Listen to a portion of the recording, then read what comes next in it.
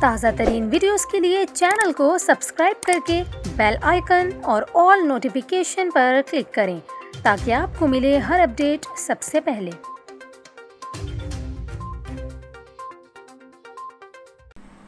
اور ابھی آپ کو بتائیں، وفاقی وزیر داخلہ شیخ رشید کا کہنا ہے کہ کالعدم تنظیم تحریک لبیک پاکستان اور حکومت کے درمیان مذاکرات کامیاب ہو گئے ہیں، جبکہ احتجاجی شرکا اسلام آباد کی جانب مارچ نہیں کریں گے۔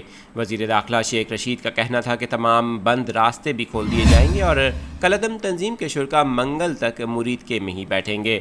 وزیر داخلہ کا یہ بھی کہنا تھا کہ مظاہرین کے مطالبات کا جائزہ لے کر منگل تک پرامن طریقے سے معاملات کو حل کر لیا جائے گا۔ اس موقع پر وفاقی وزیر مذہبی امور نور الحق قادری کا کہنا تھا کہ پولیس اور مظاہرین کے درمیان کسی قسم کا ٹکراؤ نہیں ہوگا اور معاملات کو باہمی افہام و تفہیم کے ساتھ حل کیا جائے گا۔